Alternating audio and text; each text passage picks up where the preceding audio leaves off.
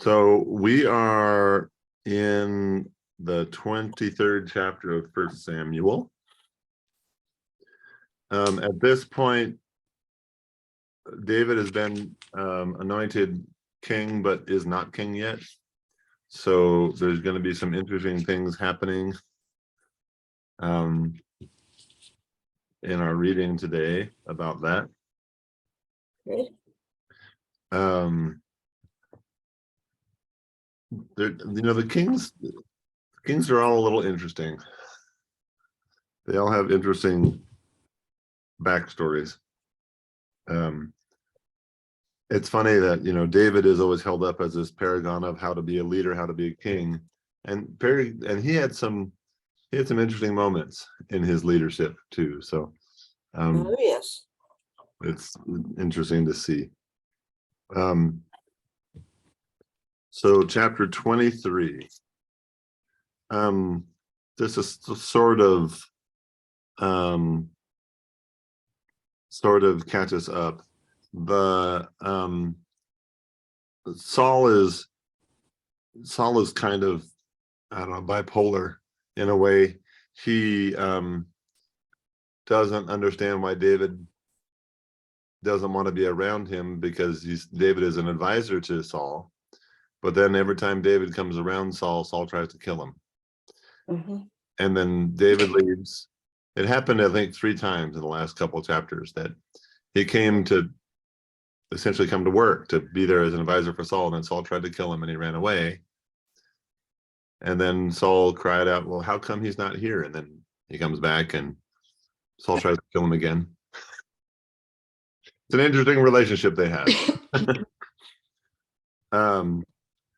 And then in this last chapter, there were priests that Saul had killed because they gave shelter and food and for David, who was running away from Saul because Saul was trying to kill him. So instead of, he killed the priest for giving him food and drink and a place to stay.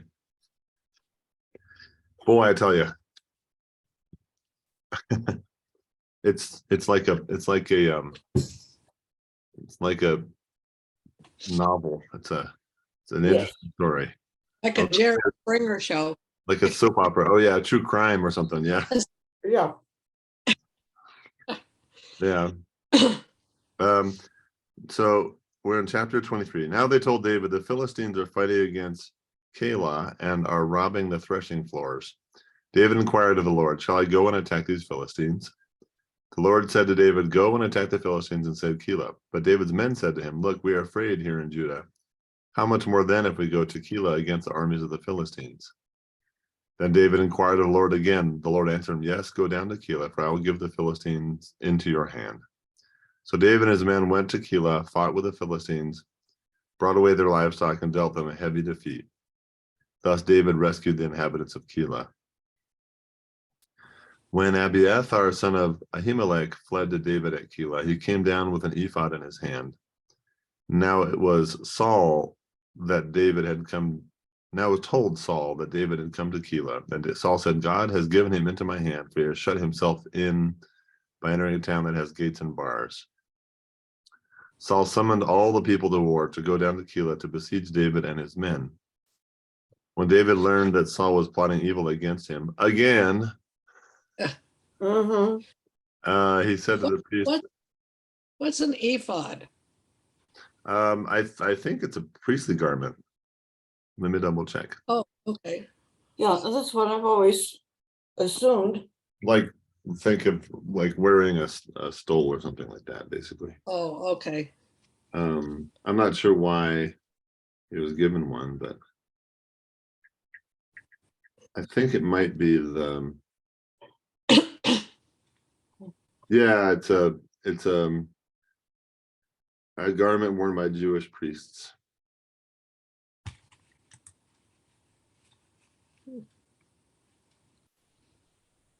Yeah. Okay. Well, David learned that Saul was plotting evil against him. He said to the priest Abiathar, this is verse 9, bring the ephod here. David said, O Lord, the God of Israel, your servant has heard that Saul seeks to come to Keilah to destroy the city on my account. And now will Saul come down as your servant has heard? O Lord, the God of Israel, I beseech you, tell your servant. The Lord said, he will come down. Then David said, will the men of Keilah surrender me and my men into the hand of Saul? The Lord said, they will surrender you. Then David and his men, who were about 600, set out and left Keilah. They wandered wherever they could go. When Saul was told that David had escaped from Keilah, he gave up the expedition. David remained in the stronghold in the wilderness, in the hill country of the wilderness of Ziph. Saul sought him every day, but the Lord did not give him into his hand. It's interesting that Samuel said to Saul, you're not a worthy enough king. The God has determined someone else will be king. And Saul said, well, I'm not giving up my kingship. And it's all about that, right? It's not because David did anything to Saul. It's that Saul doesn't want to not be king anymore. That sounds like some of the politics of today, Sure does, doesn't it? particularly North Power. Korea. It's hard to get rid of power once you have it. Yeah. So David was in the wilderness of Ziph at Horesh when he learned that Saul had come out to seek his life. Saul's son Jonathan set out and came to. Now Jonathan and David have been friends. We've heard that before. Mm-hmm. Saul's son Jonathan set out and came to David at Horesh. There he strengthened his hand through the Lord. He said to him, do not be afraid, for the hand of my father Saul shall not find you. You shall be king over Israel, and I shall be second to you. My father Saul also knows that this is so. When the two of them made a covenant before the Lord. David remained at Horesh, and Jonathan went home. Then some Ziphites went up to Saul at Gibeah and said, David is hiding among us in the strongholds of Horesh, on the hill of Hachilah, which is south of Jeshimon. Are you guys glad you don't have to say all these place names and people names? Now, O king, whenever you wish to come down, do so, and our part will be to surrender him into the king's hand. Saul said, may you be blessed by the Lord for showing me compassion. Go and make sure once more, find him exactly where he is and who has seen him there, for I am told that he is very cunning. Look around and learn all the hiding places where he lurks, and come back to me with sure information. Then I will go with you, and if he is in the land, I will search him out among all the thousands of Judah. So they set out and went to Ziph ahead of Saul. David and his men were in the wilderness of Maon in the Arabah to the south of Jeshimon. Saul and his men went to search for him. When David was told, he went down to the rock and stayed in the wilderness of Maon. When Saul heard that, he pursued David into the wilderness of Maon. Saul went on one side of the mountain, and David and his men on the other side of the mountain. David, this is such a soap opera right here. David was hurrying to get away from Saul, while Saul and his men were closing in on David and his men to capture them. Then a messenger came to Saul saying, hurry and come, for the Philistines have made a raid on the land. So Saul stopped pursuing David and went against the Philistines. Therefore, that place was called the Rock of Escape. David then went up from there and lived in the strongholds of En-Gedi. I love that it's so detailed that they're on opposite sides of the same mountain chasing each other. Or Saul is chasing David. Mm-hmm. That's how close it came. So I'm gonna pause for just a moment because I'm gonna show you a book that you may have seen. This is the Lutheran Handbook. It's there's some interesting stuff like comparative denominations, comparative world religions, like what the differences in things, what things people believe. There's something in here that's there, some of it's humorous. I use it for confirmation sometimes. And one of the things, this is literally in here, top 10 Bible villains, top 10 Bible heroes, the 5 grossest Bible stories.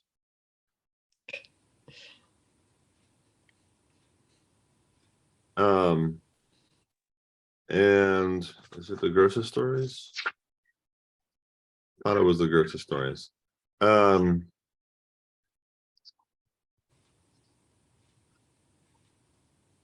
One of these may be funniest. Let me see if it's in funniest.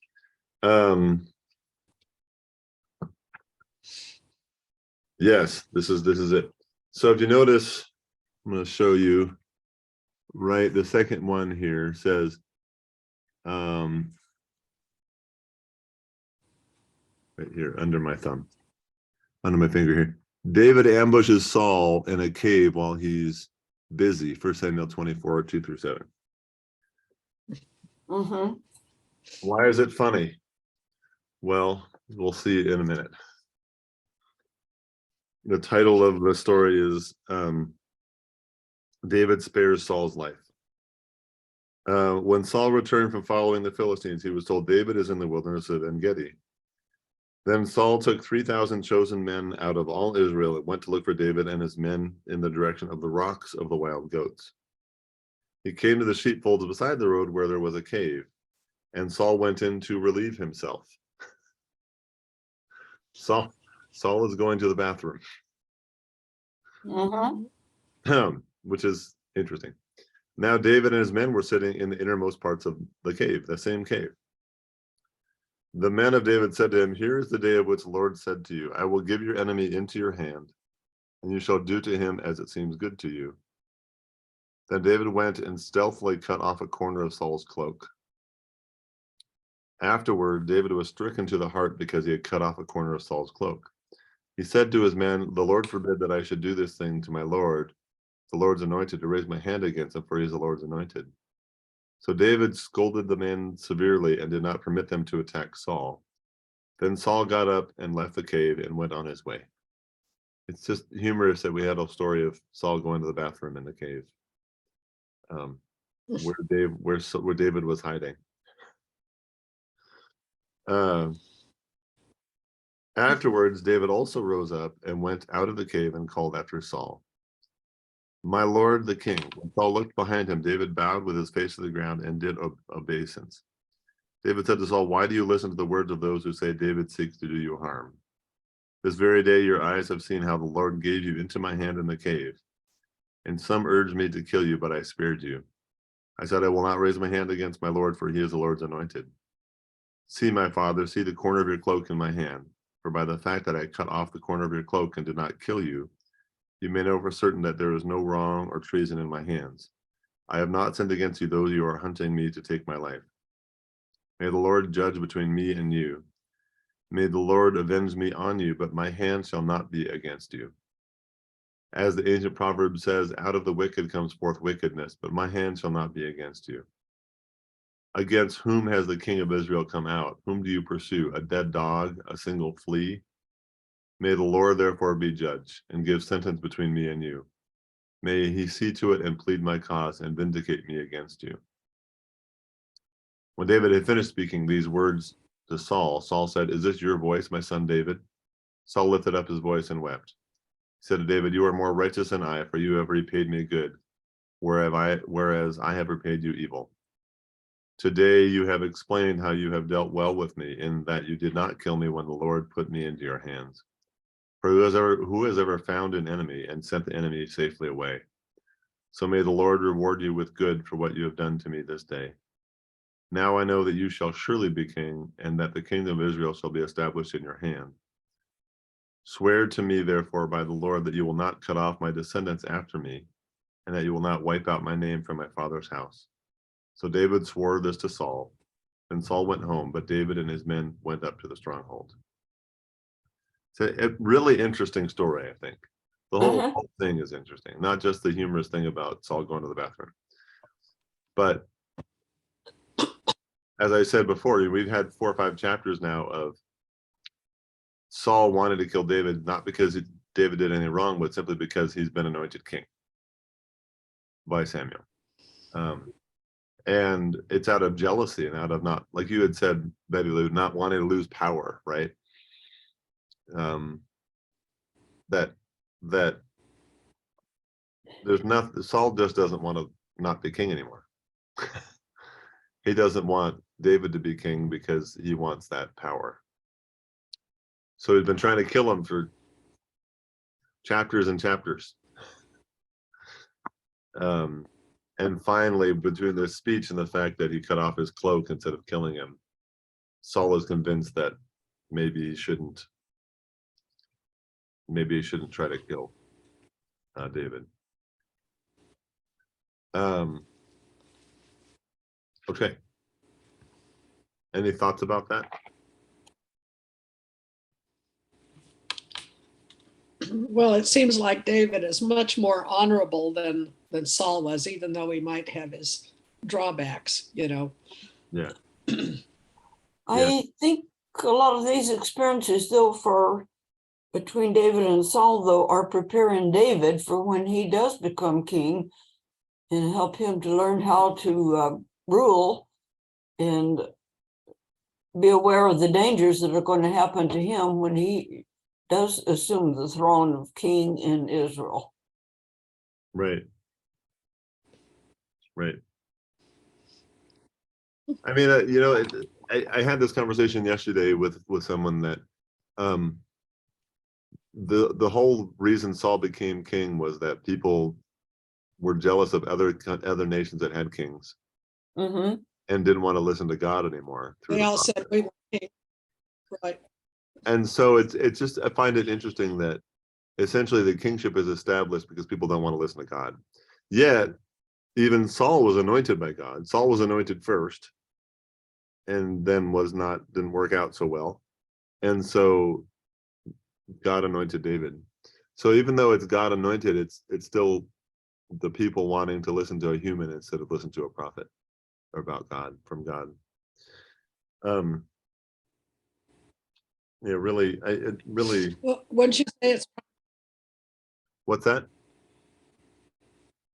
I was going to say it sounds more like because people have more control over a king than they would have over God. So they say, give us a king.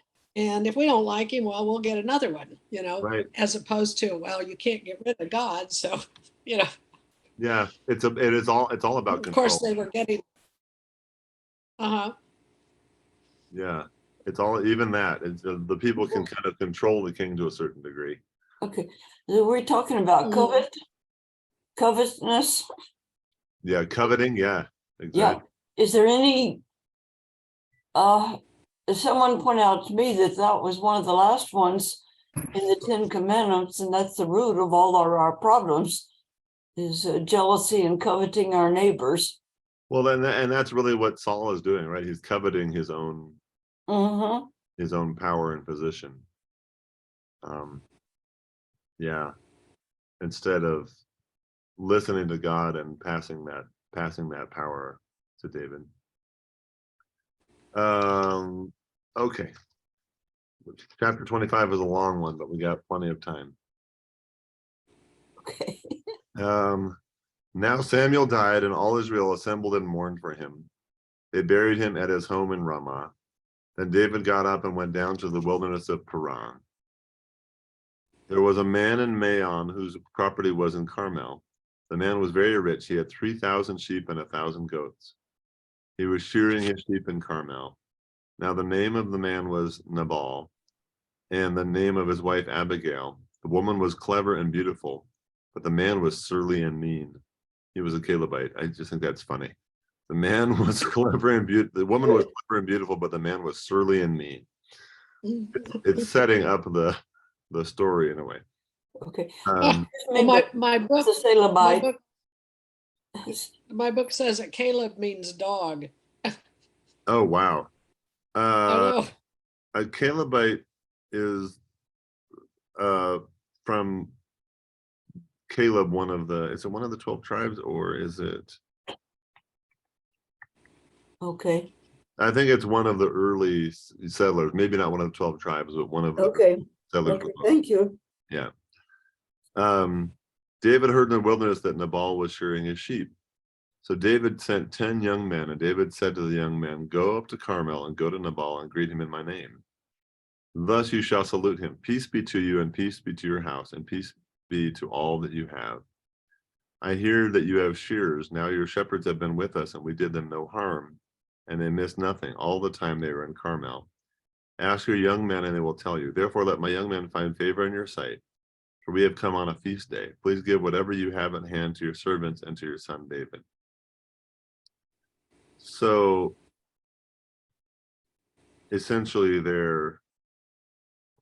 it's a feast day, it's a day of celebration, but they're wandering in the wilderness still. And so they're just asking for, food and shelter on the day of this festival. When David's young man came, they asked all this to Nabal in the name of David, and then they waited. But Nabal answered David's servants, "Who is David? Who is the son of Jesse? There are many servants today who are breaking away from their masters. Shall I take my bread and my water and the meat that I have butchered for my shearers and give it to men who come that I do not know where? I do not know where." So David's young man turned away and came back and told him all this. David said to his men, "Every man strap on his sword," and every one of them strapped on his sword. David also strapped on his sword. About 400 men went up after David, while 200 remained with the baggage. But one of the young men told Abigail, Nabal's wife, "David sent messengers out of the wilderness to salute our master, and he shouted insults at them. Yet the men were very good to us, and we suffered no harm, and we never missed anything while we were in the field, as long as we were with them. They were a wall to us both by night and by day, and all the while we were with them keeping the sheep. Now therefore know this and consider what you should do, for evil has been decided against our master, against all his house. He is so ill-natured that no one can speak to him." So I guess from the story, the shepherds were out in the wilderness, and David protected the shepherds, essentially. It's a little hard to understand. It says, in that verse 7, the shepherds have been with us and we did them no harm, and they missed nothing. I'm not sure what missed nothing, but they didn't lose any sheep or something. I'm not Well, would that probably be because David was a sheep herder himself as a child? right, maybe. Yeah. Okay. So back to 18. Then Abigail hurried and took 200 loaves, 2 skins of wine, 5 sheep ready dressed, 5 measures of parched grain, 100 clusters of raisins, and 200 cakes of figs. She loaded them on donkeys and said to her young men, "Go on ahead of me. I'm coming after you." But she did not tell her husband Nabal. As she rode on the donkey and came down under cover of the mountain, David and his men came down toward her, and she met them. Now David had said, "Surely it was in vain that I protected all that this fellow has in the wilderness, so that nothing was missed of all that belonged to him. But he has returned me evil for good. God do so to David, and more also, if by morning I leave so much as one male of all who belong to him." When Abigail saw David, she hurried, and so he's going to kill him for not giving him food. It's such a, they say, a pissing contest. David was just asking for a little food for protecting the sheep, and then the guy said, "I don't even know who David is. Why should I give him food?" And now he's going to kill them for not giving him food. It just gets worse and worse.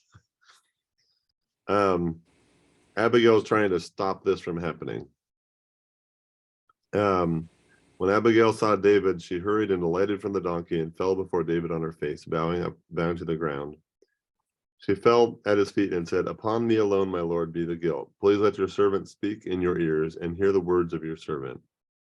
My lord, do not take seriously this ill-natured fellow Nabal, for as his name is, so is he.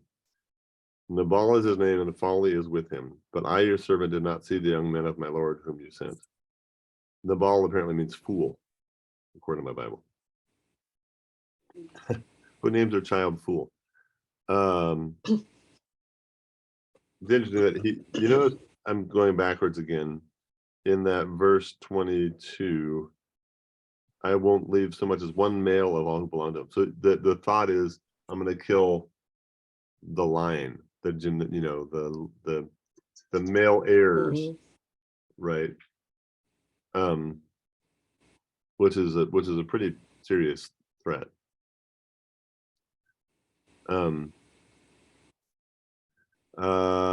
Now then, my lord, as the Lord lives, and as you yourself live, since the Lord has restrained you from blood guilt and from taking vengeance with your own hand, Now let your enemies and those who seek to do evil to my Lord be like Nabal. And now let this present that your servant has brought to my Lord be given to the young men who follow my Lord. Please forgive the trespass of your servant, for the Lord will certainly make my Lord a sure house. Because my Lord is fighting the battles of the Lord, and evil shall not be found in you so long as you live. If anyone should rise up to pursue you and to seek your life, the life of my Lord shall be bound in the bundle of the living under the care of the Lord your God. For the lives of your enemies he shall sling out as from the hollow of a sling. When the Lord has done to my Lord according to all the good that he has spoken concerning you, and has appointed you prince over Israel, my Lord shall have no cause of grief or pangs of conscience, for having shed blood without cause, or for having saved himself. And when the Lord has dealt well with my Lord, then remember your servant. That's pretty, it's almost prophetic, isn't it? Kind of. Mm-hmm. Mhm. That she has this whole speech about as if she knows of David and she knows that he will be king. Which I think is interesting.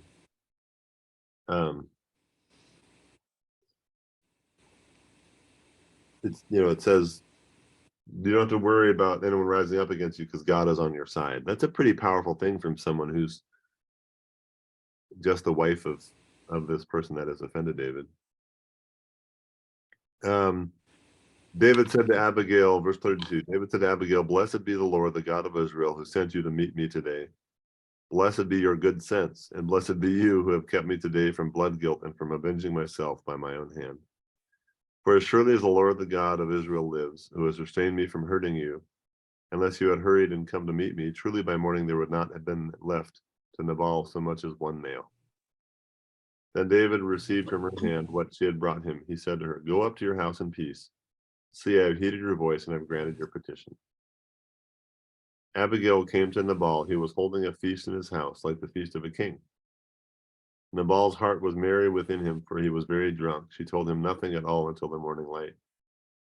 In the morning, when the wine had gone out of Nabal, his wife told him these things, and his heart died within him. He became like a stone. About 10 days later, the Lord struck Nabal, and he died. Wow. I'm not going to tell you while you're drunk, because who knows what you're going to do. But I'll wait till you're hungover in the morning, and then I'll tell you what I did. I went and fed this person you offended. When David heard that Nabal was dead, he said, blessed be the Lord who has judged the case of Nabal's insult to me and has kept back his servant from evil. The Lord has turned the evil doing of Nabal upon his own head. Then David sent and wooed Abigail to make her his wife. Interesting. When David's servants came to Abigail at Carmel, they said to her, David has sent us to you to take you to him as his wife. She rose and bowed down with her face to the ground and said, your servant is a slave to wash the feet of the servants of my Lord. Abigail got up hurriedly and rode away on a donkey. Her 5 maids attended her. She went after the messengers of David and became his wife. David also married Ahinoam of Jezreel. Both of them became his wives. Saul had given his daughter Michal, David's wife, to Palti, son of Laish, who was from Galilee. So he had a wife. Remember, he had Michal. Mm-hmm. But apparently that changed. But he has 2 wives. Well, Saul did that in spite of David, didn't he? Probably, yeah, probably despite David. But it's interesting, it's sort of added as a footnote here.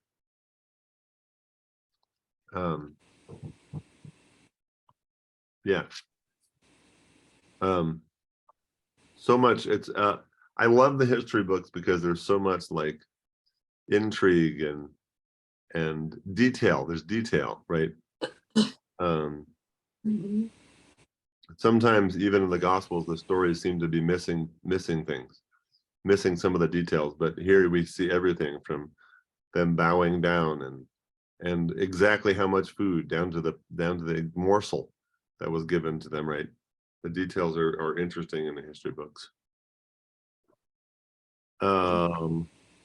We're doing more. So the way I do these Bible studies, I always read ahead and figure out how far we'll go, and we're cruising today, doing more than I thought we'd do.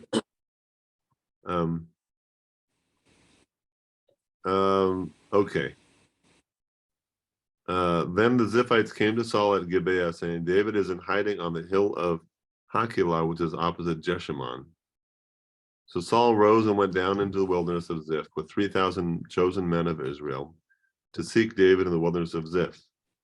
Now, my question is, before I continue on here, because it is important, didn't they just meet a chapter ago and Saul said, I'm not going to attack you anymore because you've spared my life, and truly you are the chosen king of Israel? Saul just said that at the end of chapter 24. Right, but not that long ago. So may the Lord reward you with good for what you have done me this day. Now I know that you shall surely be king, and that the kingdom of Israel shall be established in your hand. This is the end of chapter 24. And here we are again with Saul seeking to kill David.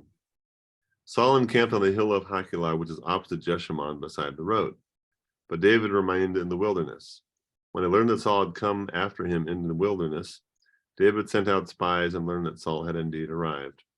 Then David set out and came to the place where Saul had encamped. And David saw the place where Saul lay, with Abner son of Ner, the commander of his army. Saul was lying within the encampment while the army was encamped around him. Then David said to Ahimelech the Hittite and to Joab's brother Abishai, son of Zeruiah, who will go down with me into the camp to Saul? Abishai said, I will go down with you. So David and Abishai went to the army by night. There Saul lay sleeping within the encampment with his spear stuck in the ground at his head, and Abner's army lay around him. Abishai said to David, God has given your enemy into your hand today. Now, therefore, let me pin him to the ground with one stroke of the spear. I will not strike him twice. But David said to Abishai, do not destroy him, for who can raise his hand against the Lord's anointed and be guiltless? Interesting that David reminds his friend that even Saul was anointed by God. Well, he keeps doing that. That's why he doesn't kill him. He keeps saying that Saul was the anointed. How long is it going to take him to realize that maybe that wasn't such a good idea? True. David said, as the Lord lives, the Lord will strike him down, or his day will come to die, or he will go down into battle and perish. The Lord forbid that I should raise my hand against the Lord's anointed, but now take the spear that is at his head and the water jar, and let us go. So David took the spear that was at Saul's head and the water jar, and they went away. No one saw it or knew it, nor did anyone awake, for they were all asleep, because a deep sleep from the Lord had fallen upon them. Then David went over to the other side and stood on top of a hill far away, with a great distance between them. David called to the army and to Abner son of Ner, saying, Abner, will you not answer? Then Abner replied, who are you that calls to the king? David said to Abner, are you not a man who is like you in Israel? Why then have you not kept watch over your lord the king? For one of the people came in to destroy your lord the king.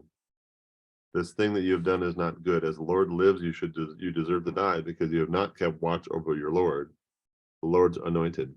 See now, where is the king's spear or the water jar that was at his head? Saul recognized David's voice and said, is this your voice, my son David? David said, it is my voice, my lord, O king.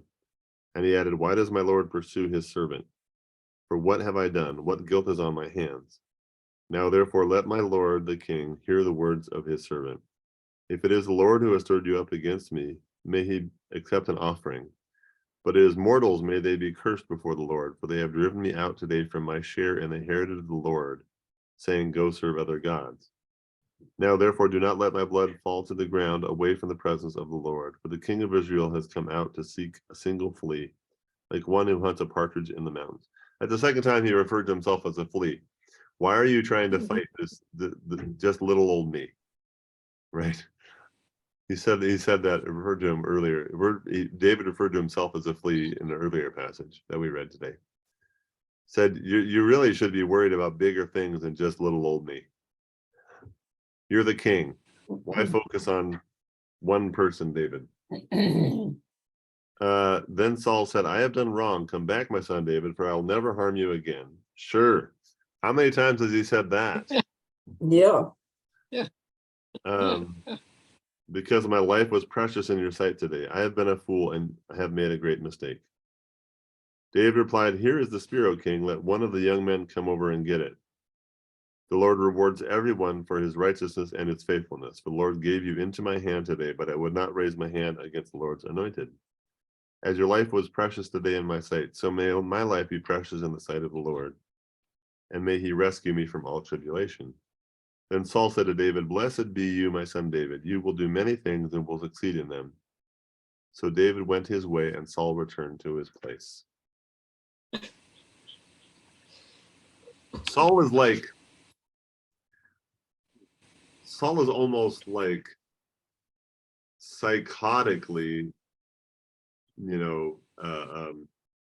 focused on David. Like it's almost a little like, calm down. Why are you so hyper focused on David? Just let David be. He's not doing you any damage. Saul is, all it takes is Saul learning where David is, and he says, oh cool, I can kill him. I'm so excited I get a chance to kill him. It's almost like overkill a little bit on Saul's part, I think. Yeah. But again, we talked about this before, that the idea that Saul doesn't want to lose his power, he doesn't want to lose his position. It is that coveting in a way that you said, right, Betty Lou? Coveting, Yes. keeping the power, trying to take someone's life who's also anointed. You notice that that's an interesting thing. The God anointed Saul and David. And the only reason David hasn't killed Saul is because David knows that Saul was anointed by God. But yet the same doesn't hold true for Saul. God anointed David too, but Saul doesn't care. Yeah. And the scripture describing Saul's problem was an evil spirit fell upon him. There was, I remember last week we talked about that. An evil spirit fell upon him. It almost, I said it's almost like he's bipolar. Yeah. Um, It almost kind of reminds me of Putin's obsession for crushing Ukraine. Yeah. Sometimes there are interesting. The psychology is at play, right? Like why is Saul so? Why is he so focused? It really is interesting. This David referring to himself now twice as a flea, because it's kind of a taunt, but it's kind of also just trying to rationalize with Saul, who's not rational. Saul's not rational. Even by the biblical standards, Saul's not being rational, right? Right. So Dave says, why are you so concerned about this little insignificant flea? Now David knows he's not actually insignificant. He has an army with him, Right. but he is one of many, and yet Saul is so concerned with killing him. So it is kind of fascinating, I think, the Saul's whole infatuation with trying to get rid of David.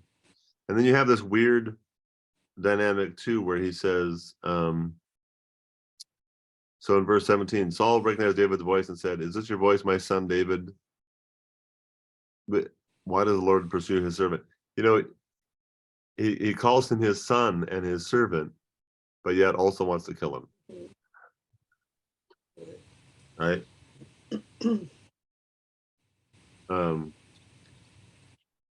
It's the relationship is really interesting between the dynamic between them is interesting. How many times in the previous chapters did David come back to the court, come back into Saul's presence to serve him, and then Saul tried to kill him? Like, technically, David is an advisor to the king.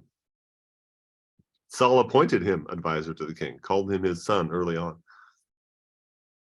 and yet he also wants to kill him. It's just interesting. Okay, we're going to continue with chapter 27, and We'll finish with 27 or 28, probably 28. David said in his heart, I shall now perish one day by the hand of Saul. There is nothing better for me than to escape to the land of the Philistines. Then Saul will despair of seeking me any longer within the borders of Israel, and I shall escape out of his hand. Even after this exchange that they just had, David says, Saul's not going to stop trying to kill me. Even though Saul just said he wasn't, but Saul said he wasn't going to do that before.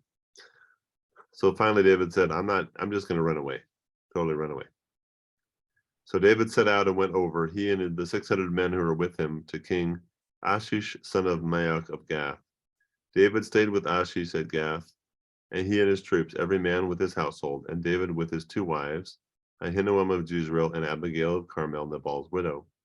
When Saul was told that David had fled to Gath, he no longer sought for him. So David is in a foreign country at this point, and Saul says, well, he's too far away now. Then David said to Achish, if I have found favor in your sight, let a place be given me in one of the country towns so that I may live there. For why would your servant live in the royal city with you? So that day Achish gave him Ziklag. Therefore Ziklag has belonged to the kings of Judah to this day. The length of time that David lived in the country of the Philistines was 1 year and 4 months. Now David and his men went up and made raids on the Geshurites, the Girzites, and the Amalekites, for these were the allotted settlements from Talim on the way to Shur and on the land of Egypt. David struck the land, leaving neither man nor woman alive, but took away the sheep, the oxen, the donkeys, the camels, and the clothing, and came back to Achish. When Achish asked, against whom have you made a raid today? David would say, against the Negeb of Judah, or against the Negeb of the Jerahmeelites, or against the Negeb of the Kenites. This is very interesting. Did you catch what happened there? David is in the land of the Philistines, and he's attacking Philistinian Enemies he's attacking Philistines. of the Philistines. Right. But then when he comes back to the king of this area, he says, who have you attacked? And he said something totally different.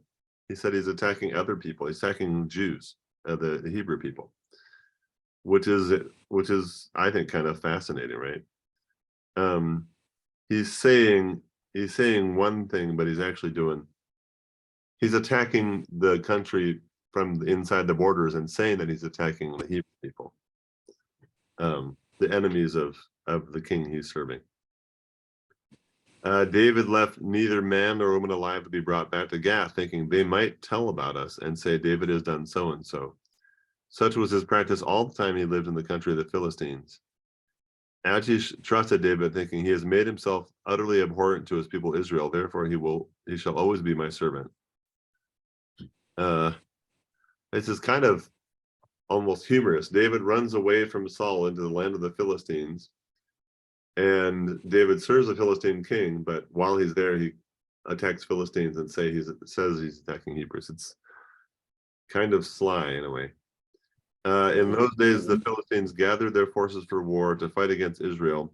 Achish said to David, you know, of course, that you and your men are to go out with me in the army.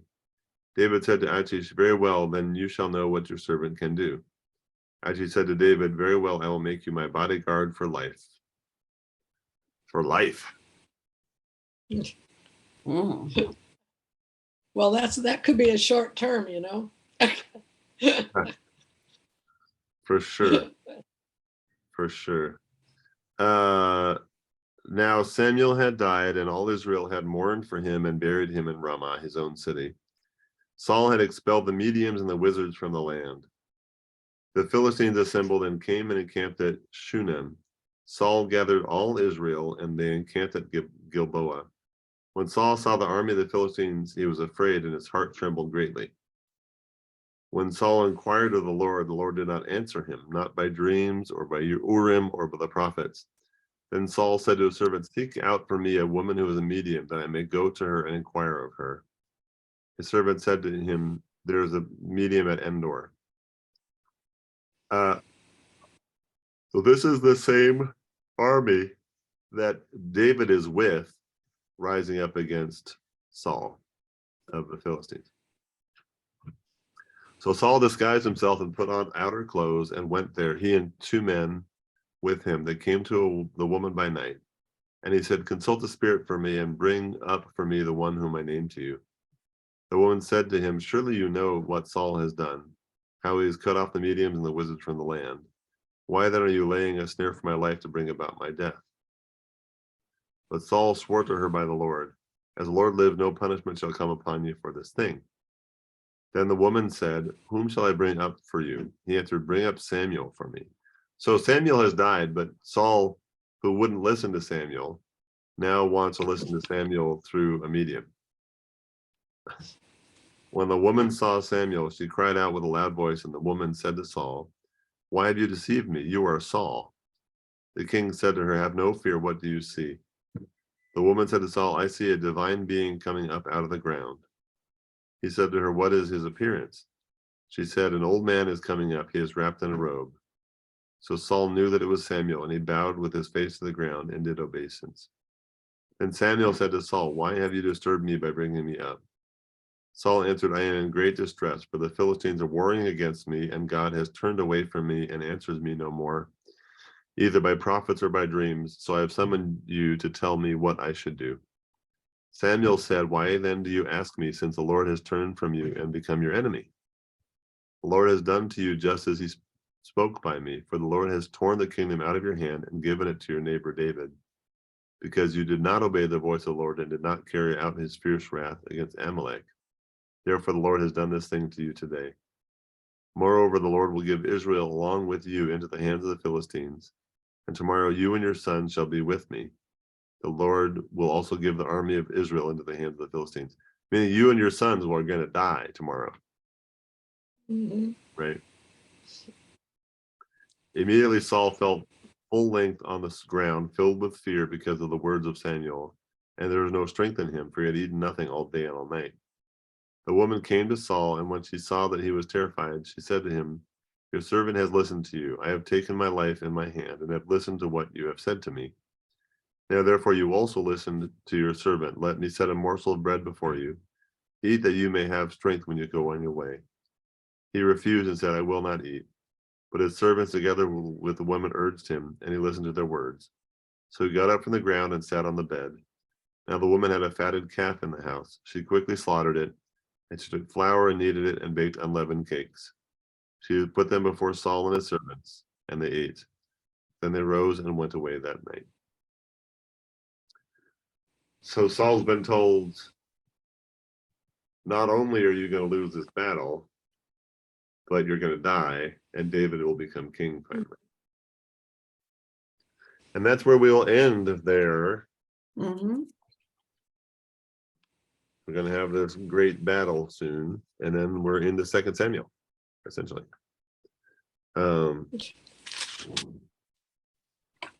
We have to have Saul die. Saul has to die first. Well, he's a hard guy to kill. He is. Well, David had his chances, but Yeah, that's true. That's true. David had many chances, but he wouldn't do it because he's anointed by God too. This whole, what if everybody's anointed by God? Interesting thought. Thank you. Thank you for Okay. showing up today, and I hope you have a wonderful rest of your day.